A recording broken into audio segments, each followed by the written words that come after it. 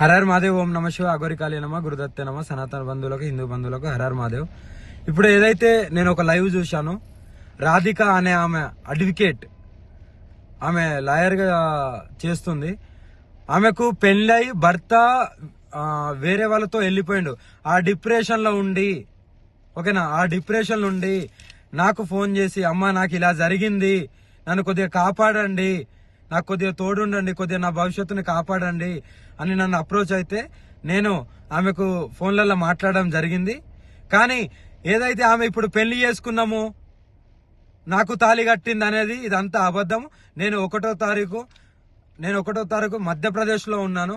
మధ్యప్రదేశ్లో నా కారు చెడిపోతే నేను అక్కడ మధ్యప్రదేశ్లో ఉన్నాను.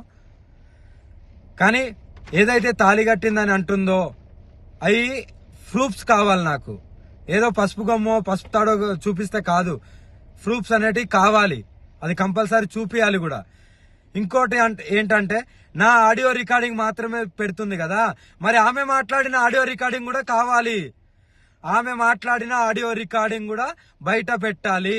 మందు డబ్బా పట్టుకొని, అమ్మా నువ్వు లేకుంటే స్వామి అని పిలుస్తాయి, స్వామి నువ్వు లేకపోతే నేను చచ్చిపోతాను, నువ్వు నన్ను కాపాడుకో, నాకు తోడుండు, ఒక ఆశ్రమం పెడతాను, నీకు ఆశ్రమం కట్టిస్తాను, అక్కడ ఉంటాను అని ఎలా అన్నావు? నువ్వు ఏ ఉద్దేశంతో అన్నావు?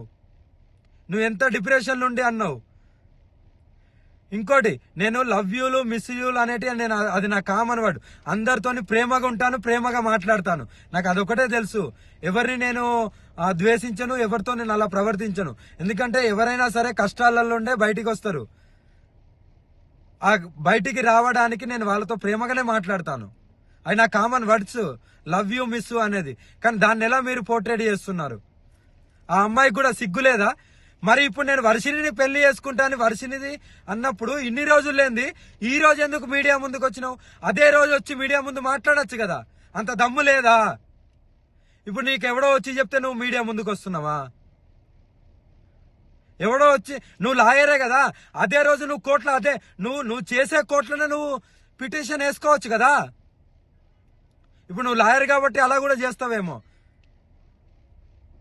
నువ్వు ఆ రోజు ఎందుకు మీ లాయర్ల సమక్షంలో అందరికి ఎందుకు చెప్పలేదు? మాకు ఇలా పెళ్ళైంది, మేము ఇలా అని మీ ఊరోళ్ళకు, మీ అమ్మ నాన్నకి ఎందుకు చెప్పలేదు? మరి అంటే దేనికైనా తెగిస్తారా? నీ మొగుడు పోయిన డిప్రెషన్లో, నీ మొగుడు వెళ్ళిపోయిన డిప్రెషన్లోకి వెళ్ళి బయటికి రావలేదా అని ఫోన్ చేసిన దానివి ఇప్పుడు నా మీద నిందలేసి అంత పెద్దదానివి అయిపోయినావా?